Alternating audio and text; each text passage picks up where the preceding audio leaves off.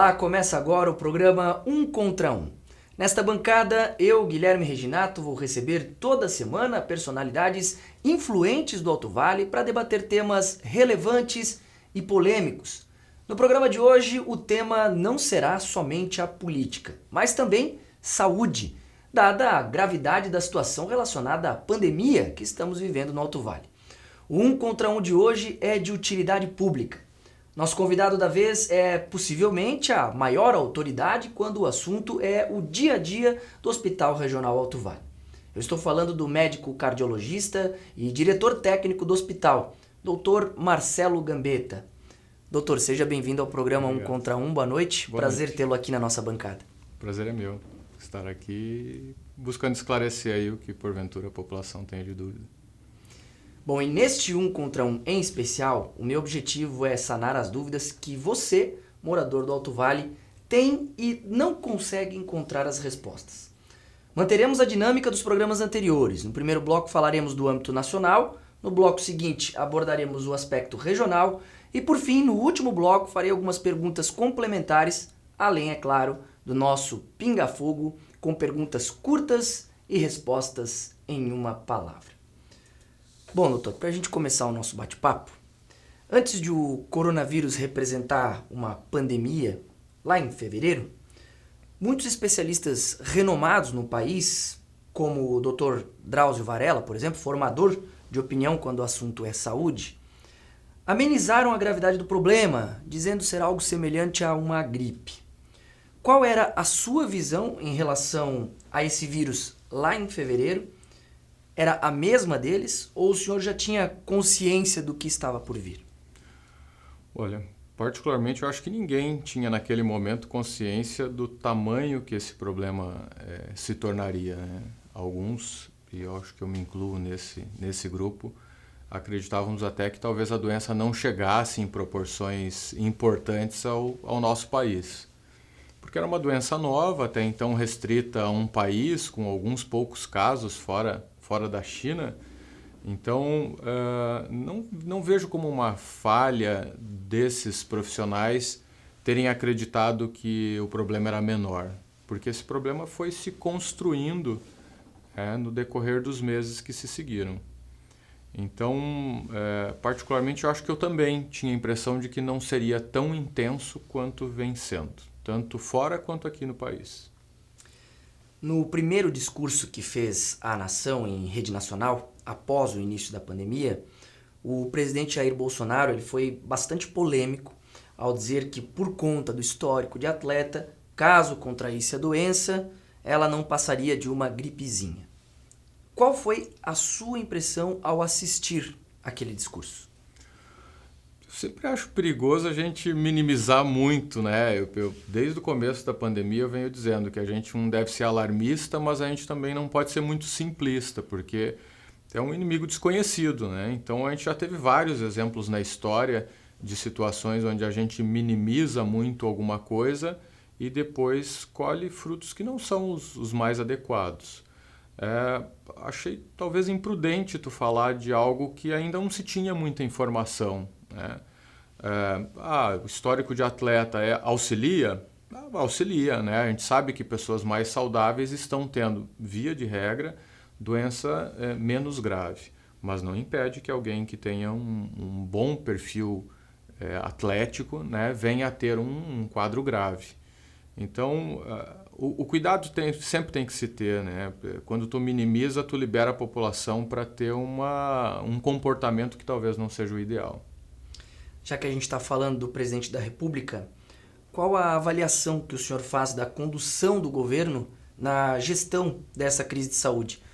Por exemplo, se o senhor tivesse sentado aí na cadeira presidencial, como o senhor conduziria essa crise de saúde? Eu acho que o que falta, e falta de fato, é ter um núcleo duro de enfrentamento, né? Um grupo de pessoas dispostas a trabalhar o assunto de maneira mais técnica e menos política. Isso não é só uma crítica ao governo federal, é tanto a situação quanto a oposição. Em nenhum momento as instituições decidiram constituir um grupo, por exemplo, de auxílio, de formação de opinião, um grupo técnico de fato, né? Eu falava já com alguns colegas no começo, tinha que ter um grupo lá com infectologista, epidemiologista, matemáticos, economistas, né? Essa grande discussão, o que mata mais o Covid ou mata mais as consequências econômicas? Quem que pode dizer isso hoje, né? Isso teria que ser uma discussão técnica. E o que a gente vê é que ela virou uma discussão meramente política. Hoje a gente está aí com o ministério que tem, mas não tem ministro. Ao não ter uma figura forte que seja nomeada de fato ministro, né, e não um interino, parece que as políticas patinam. Então, eu penso que se eu tivesse lá, a primeira coisa que eu faria era exatamente isso, compor um grupo forte que poderia ter pessoas de pensamentos variados, que isso é saudável, e que essas grandes decisões viessem de cima para baixo. Porque se tu não tem um núcleo forte na esfera federal, o que acontece é que cada um começa a fazer aquilo que acha que é o ideal. E quem somos nós, né, para saber o que é ideal, né, se a gente não tem um suporte técnico robusto para isso? Então, acho que parte do problema que a gente passa no país é isso. Parece que cada um corre para um lado, tanto em esferas governamentais federais, estaduais, municipais, cada um pensa de um jeito, cada cidade pensa de um jeito, cada gestor pensa de um jeito, e isso dificulta muito a tomada de decisão. Perfeito. No início da pandemia no Brasil, o governador aqui do estado de Santa Catarina, Carlos Moisés, ele baixou um decreto ainda no mês de março com uma série de medidas restritivas, incluindo o fechamento do comércio por cerca aí de 15 dias. Qual a sua opinião a respeito? O senhor entende que foi válida esse decreto? E eu aproveito ainda para perguntar ao senhor, doutor, lockdown, isolamento horizontal, isolamento vertical, qual a medida ideal no seu entendimento? Pois então, eu acho que naquele momento onde o governador tomou a decisão, onde nós tínhamos uma grande dificuldade de exames para testagem da população, não imagino que ele tivesse outra estratégia, porque se eu não consigo testar a população para isolar em algum outro modelo, o que me resta? Considerar todo mundo como possível candidato aí a estar contaminado e para tudo. Tem vários modelos, né? A gente não vejo um modelo ideal. A Suécia tomou uma decisão, no começo alguns elogiaram, agora alguns criticam. A Inglaterra começou com um modelo, de repente no meio do caminho migrou para outro. A Coreia do Sul é um país que é muito elogiado, Singapura é muito elogiado, onde o que eles fizeram? Testagem em massa, em grande quantidade e isolamento daqueles grupos que se mostraram contaminados. Então, parece que esse é o modelo mais racional, porque esses países conseguiram bons resultados, ou seja, não para tudo. Porque se tu para tudo, vem as consequências tardias, né? E essa é a grande preocupação de todos no momento. Qual que vai ser o preço econômico disso? E algumas pessoas confundem isso, falam assim, mas que insensibilidade, as pessoas estão trocando dinheiro por vidas. Em absoluto não é isso, porque na verdade quando a gente afunda uma economia, a gente sabe que o preço de vidas vão acontecer lá na frente. Porque desemprego aumenta a mortalidade, aumenta a criminalidade, desemprego aumenta a taxa de suicídio. Então, não é tão simples assim a gente falar assim, economia versus vida, né? Daí quem defende a economia é um mercenário e quem defende vida pensa que ao defender vida a ferro e fogo nesse momento não vai correr o risco de perder vidas lá na frente. Então, se eu fosse escolher um modelo ideal, eu penso que esse modelo, que o grande exemplo é a Coreia do Sul, me parece ser um modelo ideal, mas que lá no começo da pandemia a gente não tinha a menor estrutura para fazer algo parecido com aquilo. Doutor, no dia 20 de março, o senhor fez uma publicação na sua página do Facebook dando a entender que o uso de luvas na prevenção ao coronavírus era ineficiente. E em relação às máscaras, o senhor tem a mesma opinião?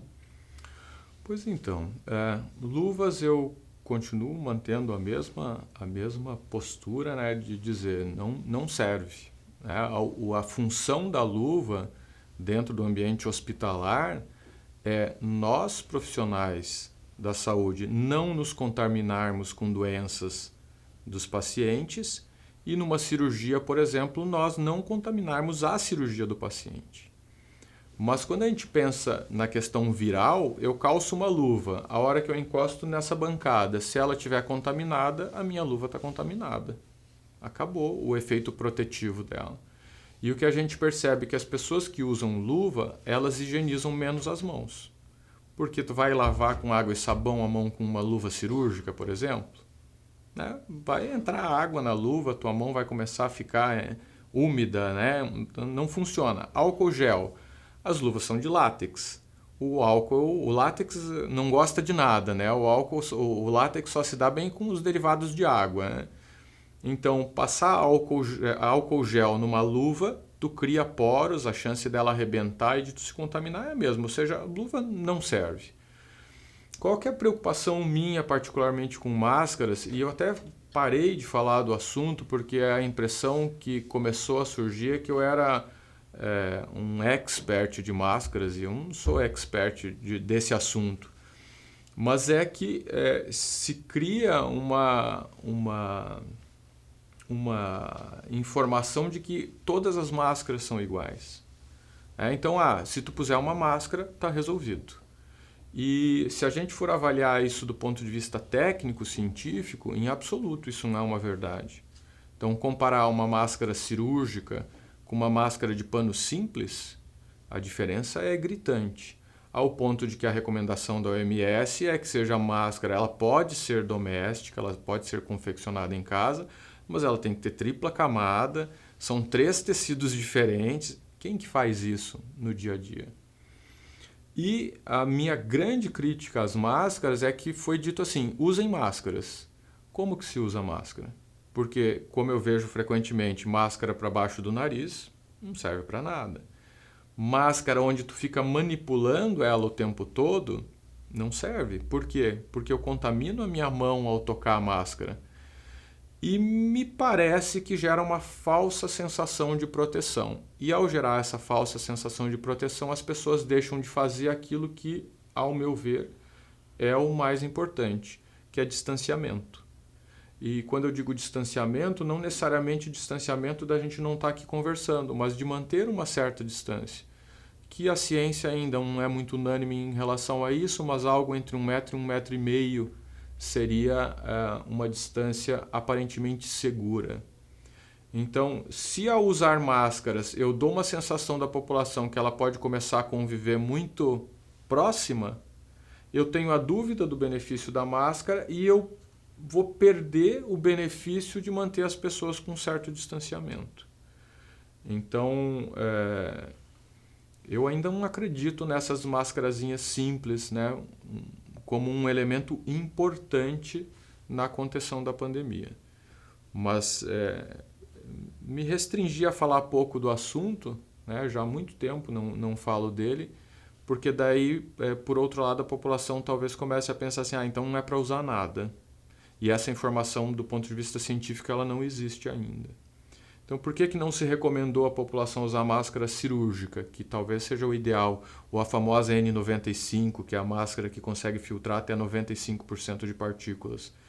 Porque o mercado já estava desabastecido, ou seja, não ia ter nem para quem precisa, quem dirá para a população como um todo. Que aí entra, né, quando a gente compara, por exemplo, com o modelo coreano, o governo coreano, quando as autoridades sanitárias falam assim, mas a gente não tem máscara para todo mundo, a atitude governamental naquele momento foi, vamos produzir mais. Porque se a gente quer que a população use, a gente tem que ofertar isso para eles. E no Brasil, o que aconteceu? As máscaras que custavam 9 centavos chegaram a custar R$5. Então houve um incremento nessa briga de oferta e procura, o preço disparou e teve que existir uma certa restrição de aquisição de máscara cirúrgica pela população como um todo, porque se isso fosse liberado, quem está na linha de frente não ia ter o mínimo de equipamento de proteção individual para atender a população.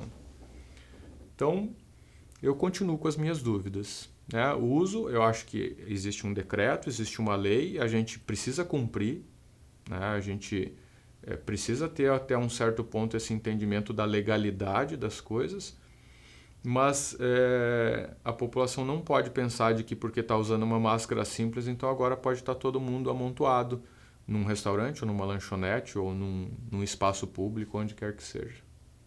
Tá respondido. Nós vamos para um rápido intervalinho comercial e na volta abordaremos questões de saúde relacionadas ao Hospital Regional Alto Vale com o diretor técnico do hospital, Marcelo Gambetta. Eu volto já.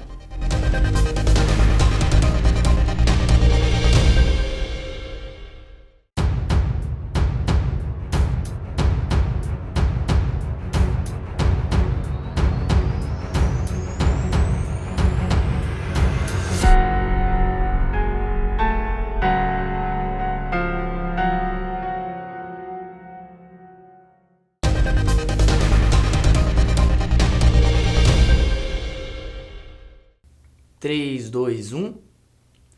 De volta com o programa 1 contra 1, hoje em caráter especial. Estamos produzindo um programa de utilidade pública que vai falar tanto de política quanto de saúde, recebendo o médico cardiologista e diretor técnico do Hospital Regional Alto Vale, Dr. Marcelo Gambetta. Doutor, falando agora do Hospital Regional Alto Vale, do qual o senhor é diretor técnico, o que mudou no hospital em termos de capacidade para tratamento do Covid-19, do início da pandemia, mês de março, para cá? E qual é a real situação do hospital nesse momento? Acho que é a pergunta que toda a população quer de fato saber. Na verdade, mudou tudo, né? Porque nós tivemos que virar o hospital de ponta cabeça e mudar todo o layout, toda a estruturação da unidade para atender uma demanda que lá atrás a gente sequer sabia se chegaria, né? Então, por exemplo, fechamos todos os ambulatórios, porque hoje os ambulatórios eles funcionam como pronto-socorro Covid, né? Que a gente chama de pronto-socorro respiratório. Às vezes a população até confunde isso, chega no pronto-socorro convencional com queixa respiratória e aí são orientados a procurar a porta ao lado, que é aquela porta lateral do hospital.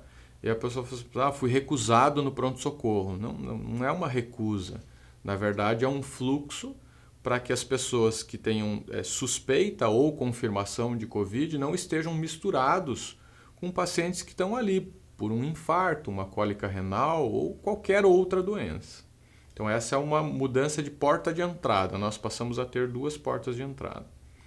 Nós começamos um grupo interno já em fevereiro, quando a gente nem sabia se a coisa ia acontecer, porque a gente já tem um histórico de um grupo de enfrentamento das enchentes, então a gente aproveitou esse mesmo grupo para começar a se preparar, né? Ver o que a gente podia já começar a fazer naquele momento.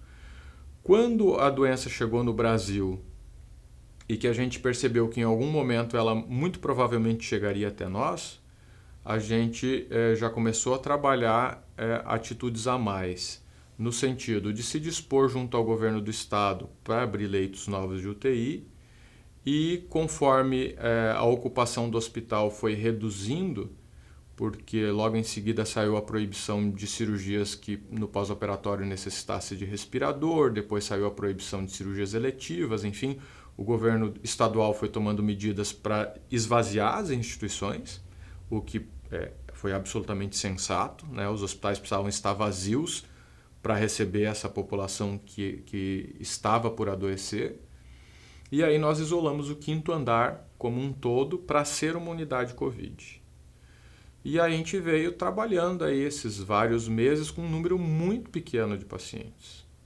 1, 2, 3 na enfermaria, e aí a gente optou por isolá-los quarto a quarto no 7º andar, que é o nosso andar dos conveniados e privados. Isso, no primeiro tempo, criou um certo constrangimento junto à população, porque diz assim, mas vocês estão pondo os pacientes com Covid lá no andar privado? Na verdade, não era esse o raciocínio. O raciocínio era, vamos pôr esses pacientes em quartos isolados, onde eles vão estar Só eles. Não vão estar numa enfermaria com outros pacientes.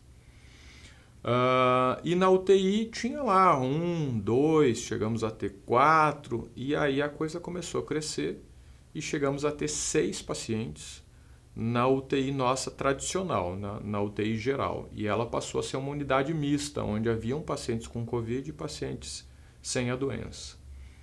E aí o problema no estado começou a crescer mais.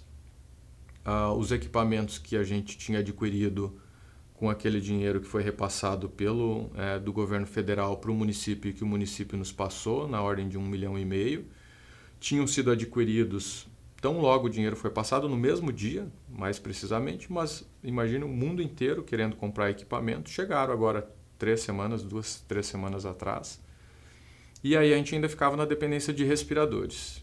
E aí com a chegada dos respiradores do governo estadual, então se abriu essa nova unidade, que foi, a gente nem chama de inauguração, porque a gente não inaugura uma unidade dessas, né? A gente põe em funcionamento. Perfeito. Na segunda-feira agora, abriu com 10 leitos.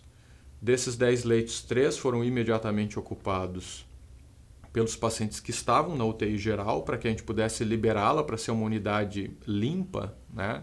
Limpa que a gente diz é limpa não dizendo que os pacientes com Covid são sujos, mas limpa no sentido de não ter pacientes com Covid. Perfeito. E na virada de domingo para segunda, já estava certo que a UTI abria segunda, nós tivemos 4 intubações no pronto-socorro num intervalo de aproximadamente 24 horas. Ou seja, a unidade começa com 13 e poucas horas após ela já está com 7 pacientes. Ou seja, com menos de 24 horas de funcionamento ela estava com 70% de ocupação. No dia seguinte, na terça-feira, entrou mais um paciente, então ficamos com 80% de ocupação. Esse é o cenário atual. Esse é o cenário atual. E de enfermaria nós temos hoje 11 pacientes internados no 7º andar. E com esse aumento do número de pacientes, a gente optou então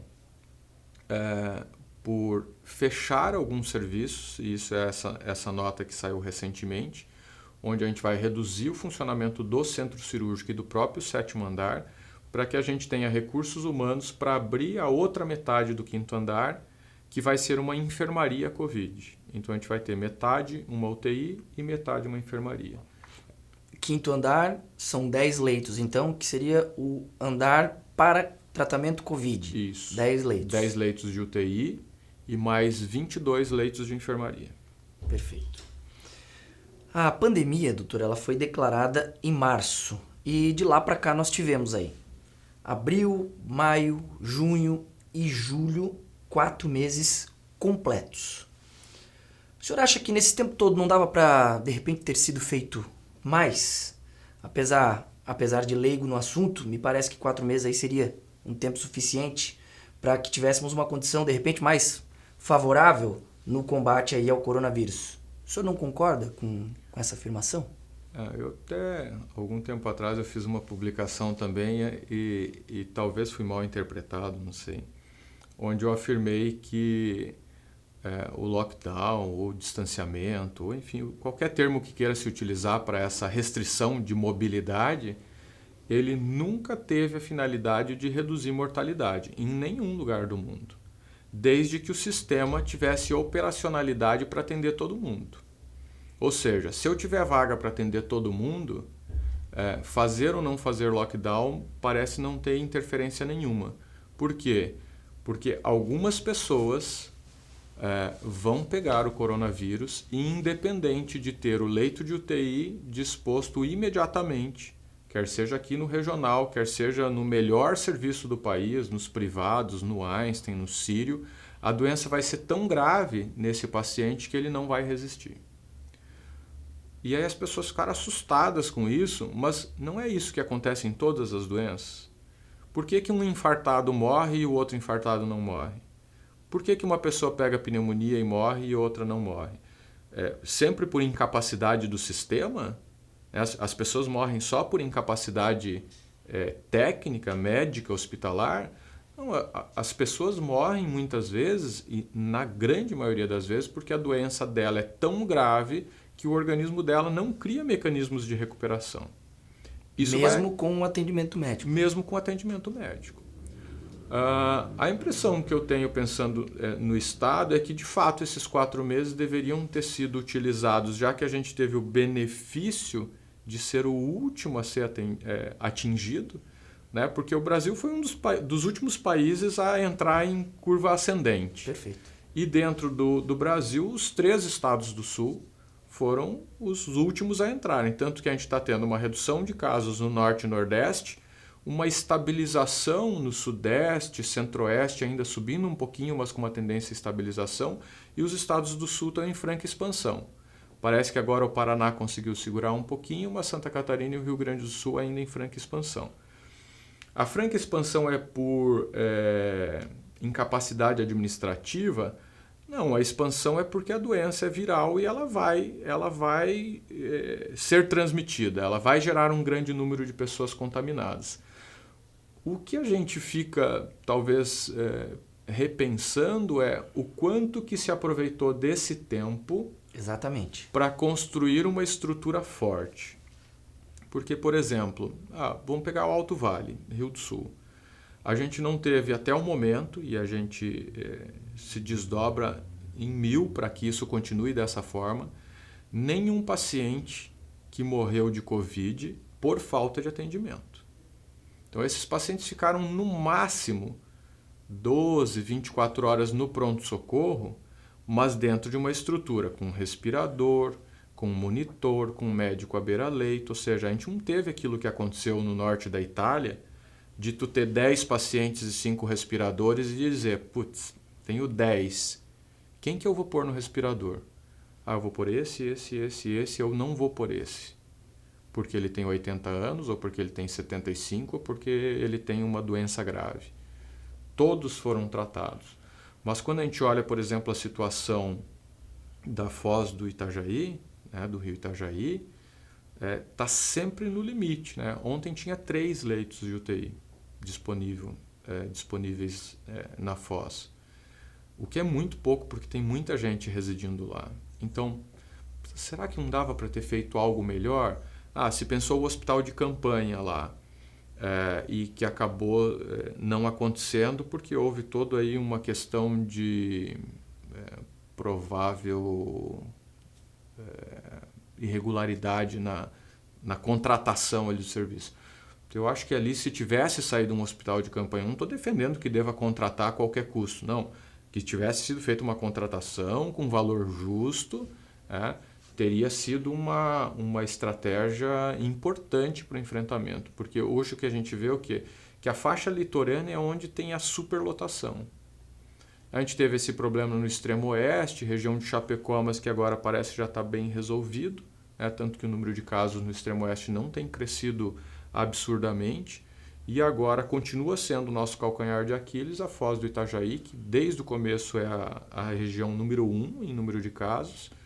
E agora a região do Vale do Itajaí tendo uma situação parecida com a da Foz, mas que parece muito mais relacionado, por exemplo, ao município de Blumenau, onde teve um grande aumento do número de casos também. Então, hoje, Rio do Sul, mudaria alguma coisa hoje o enfrentamento? Hoje não, hoje a população está assistida. Eu tenho 3 leitos na UTI Covid. A gente acabou de dar uma alta agora, né, uma alta para casa, né, a nossa terceira alta de pacientes que vão para casa, né, recuperados. Então eram 3, viram 4. Mas a gente ainda tem a UTI geral, a gente ainda tem a UTI cardíaca, a gente tem ainda o próprio centro cirúrgico, a recuperação pós-anestésica, que numa situação de norte da Itália, a gente teria pelo menos aí mais 20 leitos das UTIs convencionais, a gente ainda teria leitos de recuperação, 7 salas cirúrgicas, todas com respirador, ou seja, a hora que a gente reduz o número de cirurgias, a UTI geral e cardíaca vai esvaziando e a gente consegue criar novas vagas. Então, hoje a situação do Alto Vale ainda é uma situação de tranquilidade comparado com o que muitas das regiões do país e do próprio estado passaram. O senhor acha que isso deve ser suficiente, dado o cenário que nós temos de crescimento da doença? É uma grande incógnita porque a gente ainda não chegou no pico da doença, né? Então, a pergunta, eu brinco que é a pergunta de $1 milhão, né? Quando é que é o pico? Porque a hora que tu estabelece o pico e que dali para frente tu só vai ter melhora, é a hora que a gente consegue respirar tranquilo. A gente não chegou ainda, aparentemente, talvez nem no país. A gente teve duas ou 3 semanas atrás, a curva de casos do país teve um decréscimo que parecia que tinha se formado o pico e que ia entrar em decréscimo, e aí uma semana depois tem uma explosão de casos, que pode ser que sejam casos represados, que, né, aí tem uma série de críticas a como os dados são avaliados, mas não parece, nem no país que chegamos no pico. Talvez nos estados do Norte e Nordeste a gente consiga afirmar que eles chegaram no ponto mais grave e já estão entrando na fase de melhora. Fora disso, não. E Rio do Sul é a mesma situação, né? Será que vai ficar muito pior do que isso? A gente sempre tem a expectativa de que não, mas não tem como fazer essa afirmação. Doutor, há divergências na classe médica sobre o uso da cloroquina ou hidroxicloroquina no tratamento do Covid-19.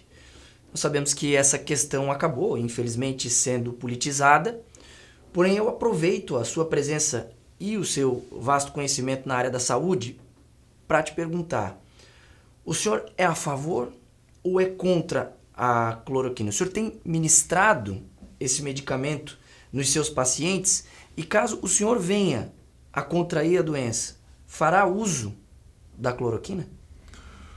Esse talvez seja o assunto mais complexo aí da atualidade, e de fato eu acho que houve uma politização muito forte, e aí criou-se uma situação de mais ou menos quem gosta do governo federal é a favor e quem não gosta é contra.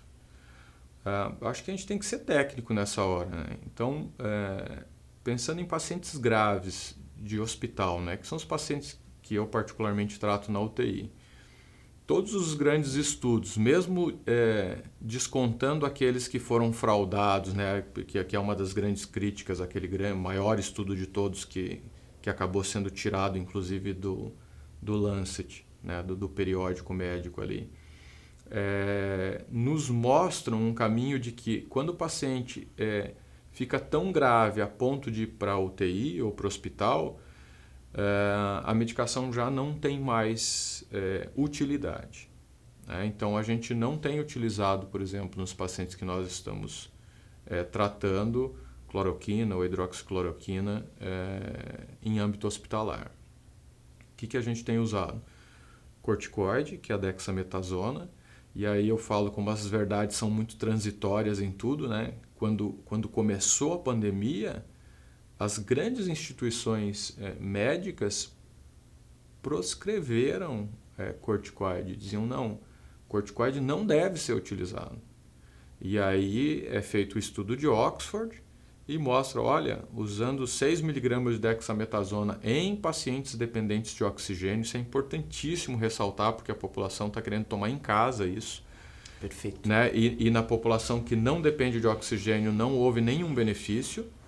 Então hoje talvez seja a única medicação que a gente tem forte indício, pelo menos nesse trabalho que parece ter sido muito bem desenhado, onde há um benefício concreto, e isso tem sido utilizado. Questão de anticoagulação nos pacientes hospitalares, esse é um outro tema que tem que se ter cuidado, porque a anticoagulação aumenta o risco de sangramentos vários, então não é medicação para estar sendo feito corriqueiramente em casa.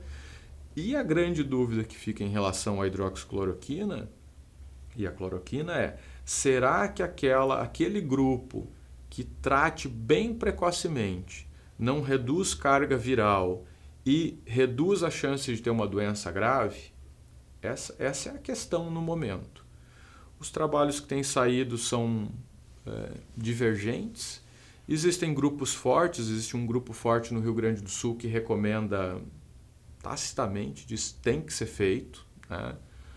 Tem o grupo de Marsella lá do francês cabeludo, que eu sempre me esqueço o nome, que é categórico em dizer que tem que ser feito, e existem grupos que dizem que não deve ser feito. Particularmente, o que eu acho? Que se no momento a gente não tem nenhuma estratégia terapêutica para esses pacientes leves, né, para esses pacientes que não estão no âmbito hospitalar, eu sou tendencioso a fazer, em mim, por exemplo. Em algum familiar, de repente? Em um familiar. Ao ponto de que o próprio conselho, até o momento, deixa o médico livre para prescrever ou não. Por quê? Porque não existe um tratamento consagrado que funcione, existe essa dúvida se funciona ou não funciona, então fica do desejo, da vontade do médico, em comum acordo com o seu paciente, de utilizar ou não a medicação. Sempre lembrando que ela tem contraindicações, né, principalmente em pacientes que tenham arritmias, então também não é medicação para ficar sendo usada aleatoriamente, né, que foi o que aconteceu no começo. A população correu para comprar hidroxicloroquina para ter em casa, e aí quem tem artrite reumatoide, quem tem lúpus, que usa a medicação com outra finalidade, ficou sem. E em relação à ivermectina, que agora também está se falando bastante, o senhor acredita que possa ter algum tipo de eficácia? Pelo que os testes in vitro apresentam, há uma quebra do RNA do vírus. Isso realmente pode ser levado para uma situação real? E em relação também à prevenção, algumas pessoas estão adquirindo a ivermectina para tomar como preventivo. O senhor recomendaria, entende que é válido ou não? Pois então, a ivermectina o Anita, né, que é o nome comercial do outro vermífugo, eles seguem mais ou menos no mesmo caminho, né? Existe estudo in vitro dizendo que consegue reduzir carga viral, né, no sentido de impedir que o vírus continue se proliferando. A crítica é que o que é feito in vitro não necessariamente vai ter o efeito in vivo. Então tem muito estudo de bancada que morre na bancada, que depois quando tu tenta reproduzir isso em seres humanos não funciona, e que essa dose da ivermectina usada nos estudos in vitro, ela é muito maior do que as doses que o ser humano usa usualmente sem ter efeito tóxico da medicação. Então ela se enquadra mais ou menos na mesma situação do que a hidroxicloroquina, né? Eu não tenho nada para fazer, e aí eu posso ter duas estratégias. Ou eu tenho essa estratégia de que, considerando que 80%, 85% das pessoas vão ter um quadro assintomático ou leve, não vale a pena fazer. Ou eu posso ter uma estratégia de dizer, eu vou usar porque, já que não tem nada confirmado efetivo, eu vou partir para o uso dessas medicações. O racional é o mesmo da hidroxicloroquina. O senhor não condena, portanto, quem opta por fazer? Não condeno. Eu acho que não tem certo e não tem errado. Isso é uma coisa que eu acho que a gente tem que aprender a ser mais tolerante, né, na questão de se alguém manifesta que faz, quem não gosta bate. Se alguém manifesta que faz, é sempre o oposto, né? E será que a gente precisa ser tão dicotomizado, assim, certo e errado? Será que não pode ter um meio termo? Então, não tem uma verdade absoluta no momento, né? Pode ser que daqui a pouco saia um grande estudo e que diga, olha, tá certo quem faz. Assim como pode ser que saia daqui a pouco um estudo dizendo, olha, quem faz está errado. Mas enquanto a gente não tem essa resposta, né, de novo, o próprio conselho permite que os médicos prescrevam de acordo com a sua consciência e discutido caso a caso com os pacientes. Com relação à prevenção, né, que foi o outro questionamento, eu particularmente, mesmo estando dentro do hospital, tratando pacientes, em contato com pacientes, eu optei por não fazer, porque não vi algo substancial que me diga que valha risco-benefício. Pelo menos com o que tem de informação no momento, mesmo estando ali na linha de frente. Agora com o UTI Covid, eu e o outro intensivista, que é o Dr. Nilson, a gente passa diariamente para ditar as condutas, para orientar o grupo, para orientar os plantonistas. Então a gente está tendo contato frequente, mas optei por não fazer. Não condeno quem faz. Por quê? Porque, de novo, a gente está num terreno que não existe o certo e o errado. Existem as pessoas tentando se proteger. Como é que eu vou condenar alguém que está tentando se proteger se eu não tenho uma informação forte, científica, bem respaldada, dizendo que serve ou que não serve? Porque o que tem de informação são informações de Um hospital usou e ninguém teve. Ah, então funciona. Que bom que a ciência fosse tão simples, né?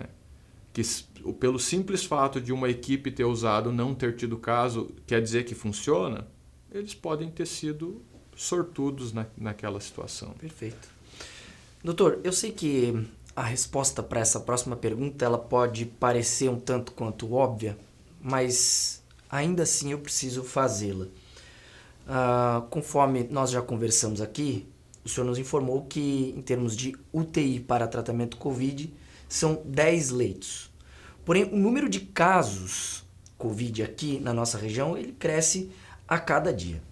Caso a ocupação do hospital atinja 100% dos leitos disponíveis e outras pessoas em situação grave precisem de tratamento médico, o que será feito? Elas serão encaminhadas para outros hospitais ou simplesmente terão que ficar em casa? Existe algum plano de ação, algum planejamento visando esse cenário? Eu acho que esse talvez seja a pergunta mais importante, né? A população, por exemplo, quando a gente manifestou que as cirurgias estão suspensas, a reação da população muitas vezes, então quer dizer que a gente tem que morrer em casa? Não, as cirurgias não emergenciais foram suspensas. Se tu está passando mal, tu deve obrigatoriamente ir para a emergência, né? Nunca se teve tanta morte de infarto em casa no Brasil como um todo e muito provavelmente no mundo como um todo. Por quê? Porque a gente plantou tanto essa questão do fica em casa, fica em casa, fica em casa, porque os hospitais são lugares ruins, porque tem pacientes doentes, que as pessoas gravemente doentes não querem vir para o hospital, com medo, né, de uma possível contaminação. E muitas vezes morrem em casa sem ter tido a chance de serem tratadas. Por outro lado, a questão de falta de leito de UTI, isso não é uma novidade nem em Rio do Sul, nem em Santa Catarina, nem no Brasil, né? A gente vê, às vezes, você, no Rio de Janeiro, né, quando eles estavam no pico ali da doença, 95% de ocupação de UTIs públicas. O Rio de Janeiro trabalha com 100% de ocupação de UTIs públicas há muitos anos. A gente brinca que eles têm 110% de ocupação, porque quando um paciente recebe alta, já tem outro na porta para entrar. Então, Rio do Sul está numa situação muito parecida com essa. Não é infrequente que a gente tivesse, fora da época da pandemia, pacientes no pronto-socorro que precisavam de vaga de UTI. E esses pacientes eram transferidos para Ibirama, para Ituporanga, para Joinville, chegamos a ter paciente transferido para Maravilha, extremo oeste, divisa lá com a Argentina, em épocas não Covid. O que muda em relação a esse momento? O que muda é que as cirurgias de grande porte foram suspensas e isso liberou a vaga de UTI do dia a dia. A menor circulação gerou, pelo menos numa fase inicial, um menor número de acidentes motociclísticos, automobilísticos, e que agora já não funciona mais assim, a gente está tendo um número grande de acidentes.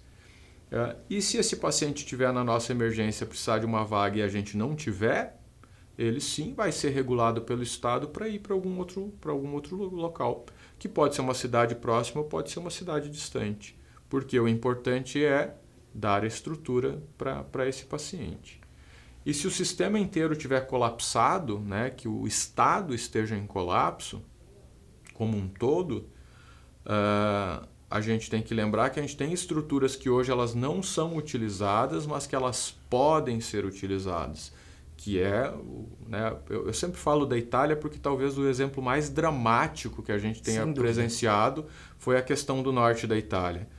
Sala de centro cirúrgico virou quarto de UTI, recuperação pós-anestésica virou leito de UTI, tudo vira leito de UTI.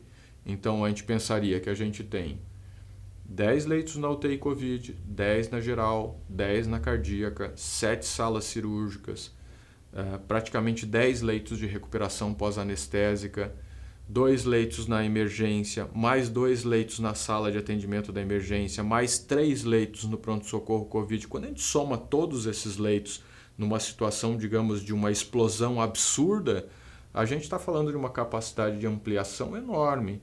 Então, a gente não está prevendo que isso vai acontecer e a gente espera de fato que isso não vai acontecer. O senhor acha pouco provável que o sistema venha a colapsar aqui na nossa região, então? Nesse modelo italiano, acho que nem na nossa região e muito provavelmente nem no estado como um todo. Perfeito. Doutor, uma pergunta talvez um pouco mais técnica. Nós sabemos que a testagem é fundamental para trazer um diagnóstico real da situação na região. E os testes costumam demorar dias para apresentar o seu resultado. O senhor acha que uma estratégia estadual que desse agilidade a esses exames, em especial nos pacientes internados, não seria estratégico, de repente, para uma melhor gestão dos leitos de enfermaria e também de UTI? E qual outra estratégia, se é que há, o senhor recomendaria ao Estado? Eu acho que na gestão de leitos de UTI não muda. De UTI especificamente. Por quê? Porque esses pacientes entram graves na UTI e com quadros respiratórios graves, né?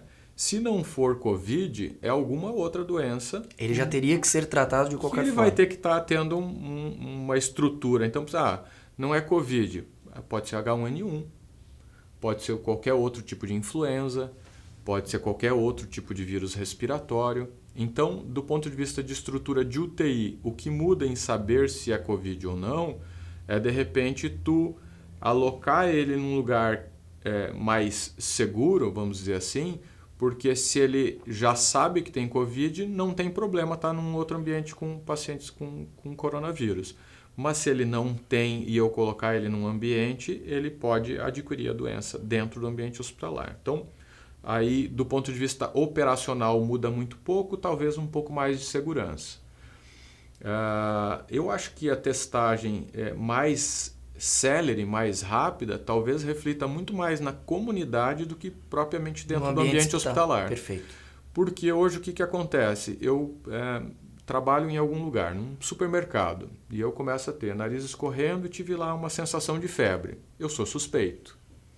Aí eu sou afastado da minha função.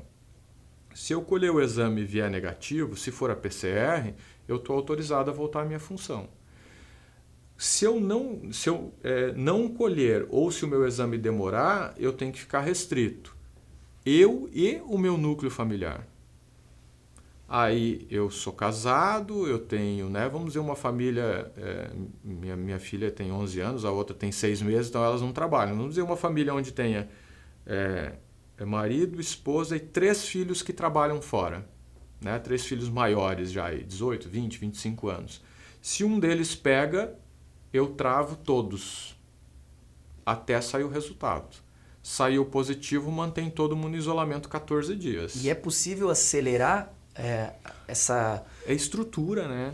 Porque o que eu não sei se tem o hábito de acompanhar o número de exames, ele vinha se mantendo ali um cumulativo de exames, 2, 3 mil exames aguardando o resultado. Isso demorava aí 2, 3 dias para sair o resultado, ótimo, tá um prazo excelente, né? Até porque se tu estiver meio gripado, 2, 3 dias em casa, tu se recupera e vida que segue. E se for Covid, ok, vai cumprir os 14 dias. Em algum momento a impressão que dá é que o Estado teve algum problema técnico, porque está tudo centralizado em uma estrutura, que é o LACEN, lá em Florianópolis, e a gente começou a ter um incremento de exames represados. 4 mil, 6, 7, bateu em 12 mil exames. Talvez por isso esse atraso. Aí, 10, 12 dias de demora para o resultado. Ou seja, muitas vezes quando o teu resultado sai, tu já nem está mais em isolamento porque tu já cumpriu os 14 dias. Perfeito. Então, precisaria ser revisto como é que eu posso melhorar essa estrutura, e eu acho que, particularmente, eu acho que deveria ser descentralizado. É humanamente impossível uma estrutura resolver o problema do Estado inteiro. Tu imagina, eu não consigo me colocar no lugar da equipe do LACEN, por mais que muito disso foi automatizado, mas tem muito serviço que é trabalho braçal mesmo, é laboratório, o cara está lá manipulando material contaminado de 10, 12, 15 mil amostras. Então, talvez a descentralização fosse um passo interessante. Ter um que fosse em Blumenau ou que fosse em Rio do Sul, que é um elemento central no estado, e um no extremo oeste, que fosse Chapecó, né? Então, vamos dizer, né? Florianópolis, Blumenau, Chapecó, que tivessem laboratórios que centralizassem isso de maneira regional, muito provavelmente a celeridade seria maior e eu desoneraria parte da população de estar em casa e daqui a pouco receber, né? Tenta imaginar, tu fica 14 dias em casa, no 13º chega o teu exame e deu negativo. Tu ficou em casa inutilmente. Perfeito. Doutor, a gente se estendeu um pouco nesse bloco, mas a nossa equipe aqui do programa Contra Um faz questão que assim seja, para que o senhor possa ter tranquilidade em esclarecer todas as perguntas que a comunidade gostaria de fazer. Para a gente finalizar esse bloco, já está se falando na vacina. Tem a vacina de Oxford, que pode chegar ao Brasil ainda em dezembro, de acordo aí com os noticiários.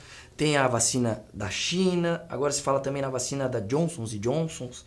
O senhor acredita na eficácia de pelo menos alguma delas?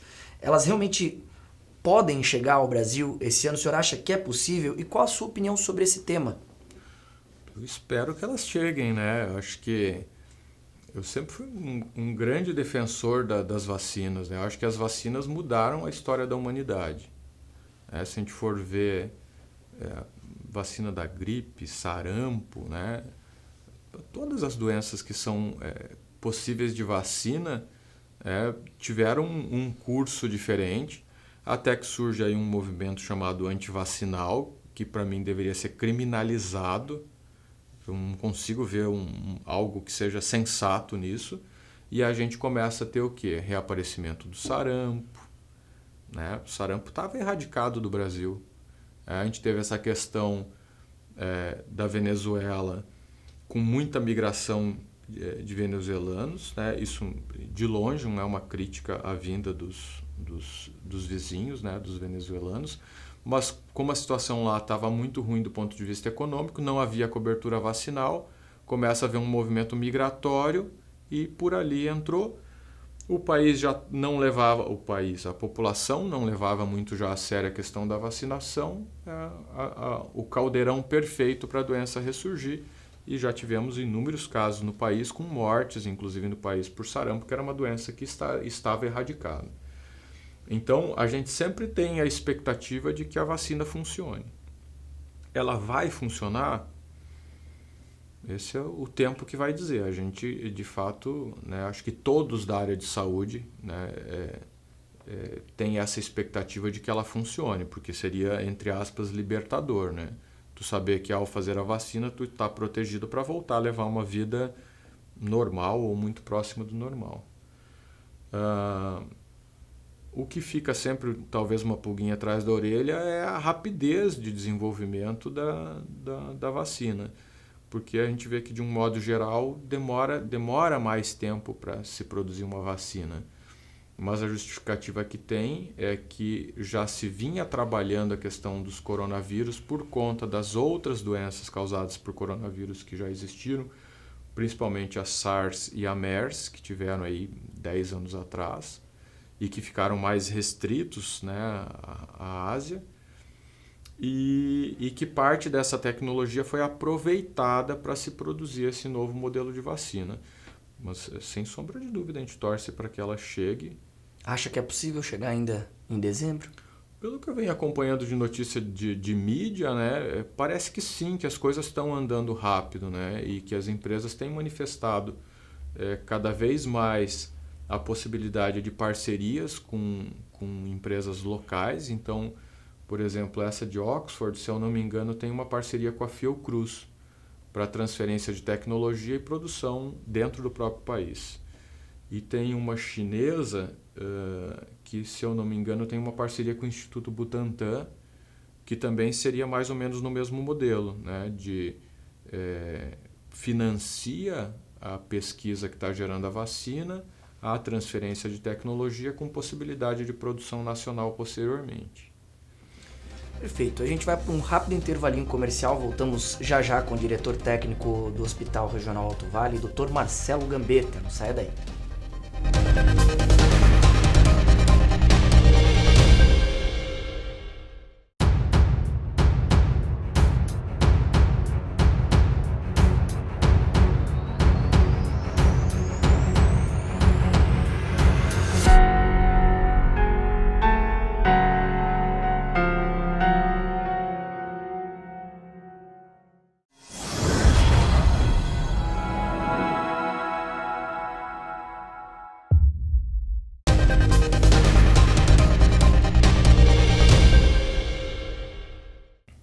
Programa 1 contra 1 de volta, hoje em caráter especial, conversando com o diretor técnico do Hospital Regional Alto Vale, o médico cardiologista, Dr. Marcelo Gambetta. Doutor, neste último bloco nós faremos algumas perguntas complementares e teremos também o nosso pinga-fogo. Perguntas curtas e respostas também breves em uma palavra de preferência. Para a gente começar esse nosso terceiro bloco, doutor, como o senhor avalia o trabalho ou o auxílio da Prefeitura Municipal, do Governo do Estado e também da FUSAV junto ao Hospital Regional Alto Vale nessa pandemia? O senhor avalia como bom, suficiente ou poderia ser melhor? Eu acho que sim, os entes têm se auxiliado, mas falta uma harmonia entre as instituições, né? Isso desde o governo federal, estadual, municipal e as instituições. Precisava ser algo... precisava ter um maestro nessa história toda, quer seja lá no Ministério da Saúde ou quer seja na Secretaria Estadual de Saúde, e que tivesse algum instrumento de gestão, preferencialmente digital, que juntasse tudo isso. Porque o que acontece? O regional trabalha de um jeito, o Bom Jesus de Tuporanga de outro, o Valdomiro Colauti de Birama de outro, o Samária de outro, e na verdade a gente nem sabe como o vizinho está trabalhando, né?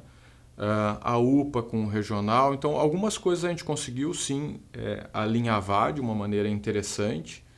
Então, nas primeiras reuniões que a gente teve ali, que o Paulo participou junto, o Paulo Cunha, a questão da abertura da barraca da UPA, né, que foi um modelo sugerido por nós numa primeira reunião, porque a gente tinha tido uma experiência muito boa com H1N1, porque a gente tinha tirado os pacientes de dentro do pronto-socorro para atender num ambiente externo, tinha funcionado super bem, isso 2009, se eu não me engano.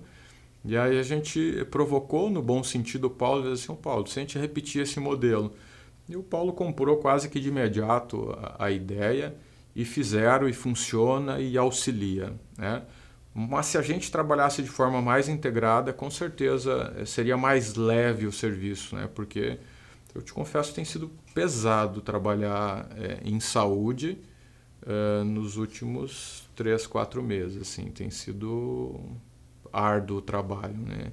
E acho que quando os elementos se unem numa direção comum, talvez até a própria população se sinta mais protegida e talvez entenda as tomadas de decisão, porque hoje a população tem dificuldade de entender tomadas de decisão, como por exemplo essa de suspensão de cirurgia. Verdade.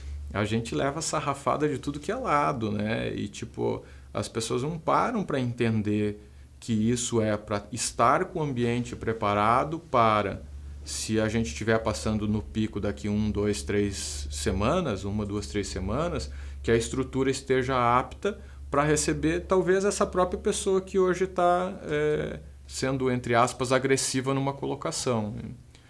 Para reforçar, essas cirurgias são cirurgias não essenciais. Eletivas assim. Apenas, exatamente. Por exemplo, uma cirurgia de joelho. Uma cirurgia de joelho, uma hérnia que o paciente tem há muito tempo, uma cirurgia plástica, enfim, cirurgias de um modo geral, vesícula, que não esteja inflamada. Ficam para um segundo momento. Ficam para um segundo momento. Nessa fase da próxima semana, a gente pediu até que, por exemplo, cirurgias que não podem esperar muito, mas que podem esperar um período de 1 semana, 2 semanas, que a gente aguarde um pouquinho, até porque, por exemplo, sei lá, a pessoa tem um tumor. Vou pegar lá, uma mulher com câncer de mama. Ela tem que operar, quanto mais rápido for, melhor, mas não é uma emergência, não precisa operar hoje, né? E colocar essa mulher dentro de um ambiente com muita gente contaminada expõe ela a riscos, porque às vezes ela já está fazendo uso de um quimioterápico, já está com a imunidade reduzida, já está numa situação de fragilidade. Então, assim, dá para esperar? Dá. Então, vamos esperar. Estamos falando de 1 semana, talvez prorrogado para 2 semanas, né? Mas inicialmente até a segunda que vem. Isso faz o quê? Desocupa o hospital, leitos livres. Ah, mas o que adianta vocês estarem lá com leitos livres? Adianta que se começar a chegar um monte de gente, eu tenho onde pôr. Né? Então é um preparo da estrutura para, se a coisa tomar um caminho que não é o caminho que a gente obviamente gostaria que tomasse, a gente está pronto para atender essa demanda. O resto, apendicite, úlcera perfurada, gente, não é para deixar de vir para o hospital. O hospital está ali. Uma fratura, um traumatismo, enfim, tem que vir. Não é que pode, tem que vir para o hospital. Então, não vamos deixar de operar uma apendicite e dizer, volta daqui uma semana porque a gente está fechado. Não, essas cirurgias continuam acontecendo normalmente. Perfeito.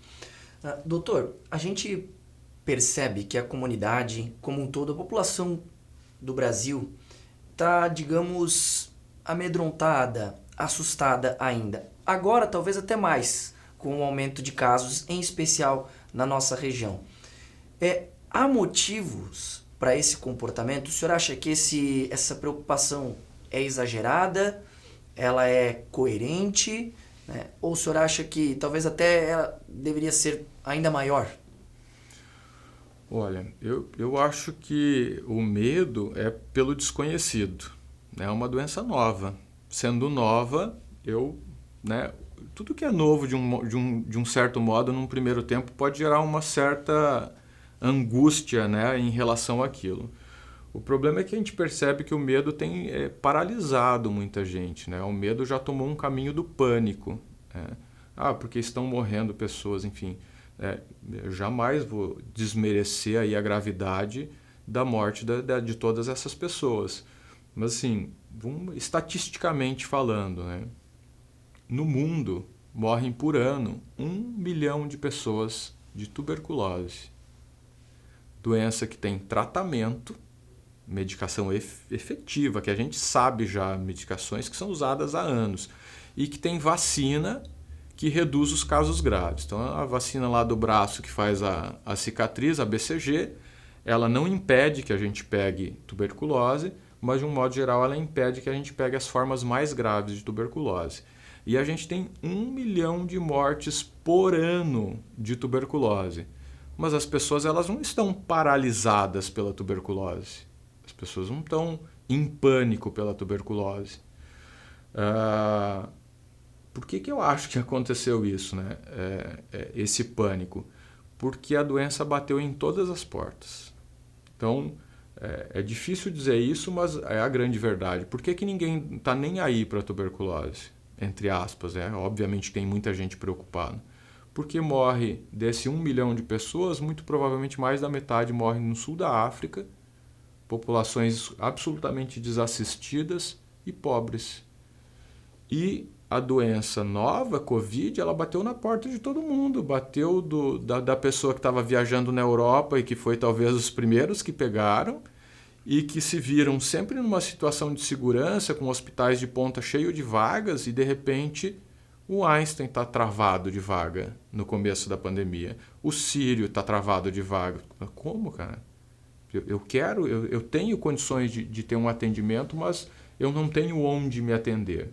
Então, eu acho que parte desse pânico é porque é isso, não escolheu classe social, apesar de que alguns estudos estatísticos mostram que as pessoas com menor poder aquisitivo têm morrido mais. Existem estudos nos Estados Unidos mostrando que os negros morrem mais, e não é por uma questão racial, é por uma questão assistencial. Perfeito. Mas pega todo mundo. Então, acho que muito mais o medo é esse, é o medo de que daqui a pouco bateu na minha porta. Né? Para a gente ir para o nosso pinga-fogo, o que é mais nocivo à população, doutor? O vírus ou a política? A política, sem sombra de dúvida. A política? Mata muito mais. Corrupção, né? A gente não consegue nem sonhar, cara, o preço de vidas que a corrupção ceifa aí dioturnamente desde que o Brasil é Brasil. Né? Porque tanto na questão de saúde, né, quantas pessoas morrem em grandes centros sem atendimento, e morriam, e continuam morrendo, e vão continuar morrendo. sempre com a alegação de que não há recurso, e aí de repente agora aparece recurso para tudo. Isso me gera um desconforto, sabe, de ter ouvido por anos e anos que não tem recurso para a saúde. Mas como é que tem agora recurso para a saúde? E quando a gente tira a esperança de um povo, quando a gente tira a educação de um povo, quando a gente transforma a educação em algo banal, essa pessoa, a chance dela morrer é muito maior. Então, de longe, política mata muito mais do que o Covid. Tá respondido. Vamos então para o nosso pinga-fogo, para a gente finalizar a nossa entrevista. Tô até com medo desse teu pinga-fogo. Ele é muito simples. Eu trouxe aqui algumas palavras, pode ser nome de uma personalidade, pode ser uma instituição, e espero do senhor uma resposta breve, de preferência em uma palavra, que de fato expresse o seu sentimento em relação ao que será proposto. Perfeito? Vamos lá. Jair Bolsonaro. Uma incógnita. Carlos Moisés. Uma surpresa negativa. Prefeito José Tomé. Presente. Giovanni Nascimento. Futuro. Fusave. Minha casa. Coronavírus. Vai passar. Cloroquina. Tomara que saia uma resposta logo. Lockdown. Acho que desnecessário.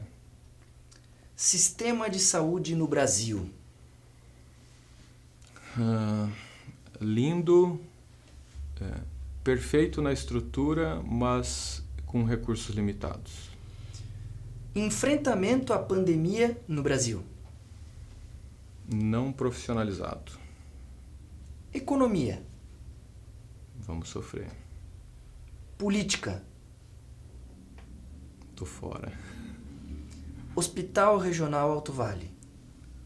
É minha camisa, meu dia a dia. Quando, na sua opinião, a vida voltará ao normal? Eu espero que logo, mas não sei. E para a gente finalizar, qual o recado, a recomendação, enfim, a mensagem que o senhor deixa para a nossa população?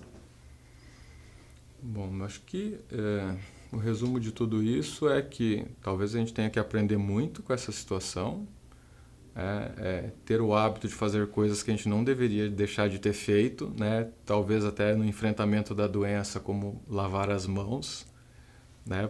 Século XXI a gente ainda tem que explicar que precisa lavar as mãos antes de comer, por exemplo, né? Ou após ir ao banheiro.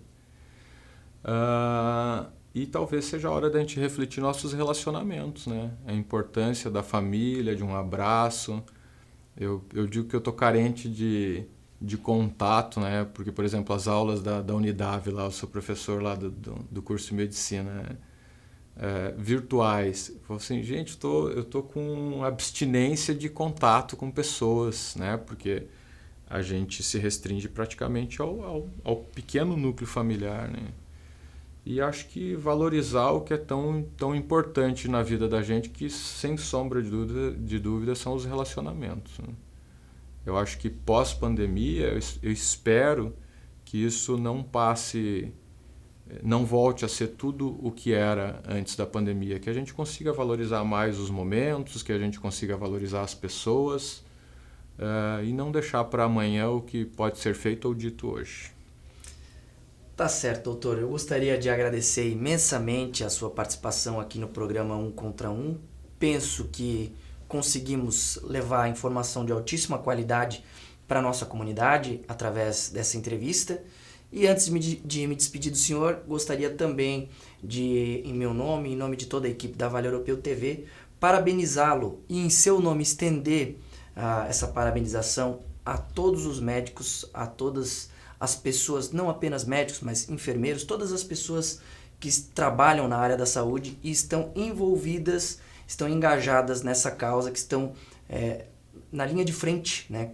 Se a gente for fazer uma analogia com uma guerra, de fato, os senhores estão na linha de frente, né? Dando a cara a tapa. Então, aí fica o nosso sentimento a vocês e que todas as pessoas que trabalham na área da saúde possam se sentir abraçadas por nós, da imprensa, mas também por toda a nossa comunidade, tenho certeza que falo em nome da população do Alto Vale, doutor. Agradeço em nome de todos e, de fato, são muitos e muitos profissionais que estão ali fazendo aquilo para o qual foram programados, né? Porque estamos ali para isso, né? E que, apesar de todos os receios e medos, não arredam o pé. Estão lá dia e noite atendendo as pessoas como se fosse um dos nossos ali. Muito obrigado mais uma vez. Eu que agradeço. Obrigado também pela sua audiência. Encerramos aqui então o programa 1 contra 1 com o diretor técnico do Hospital Regional Alto Vale, Dr. Marcelo Gambetta. Eu volto muito em breve com mais uma entrevista relevante para nossa região. Até lá!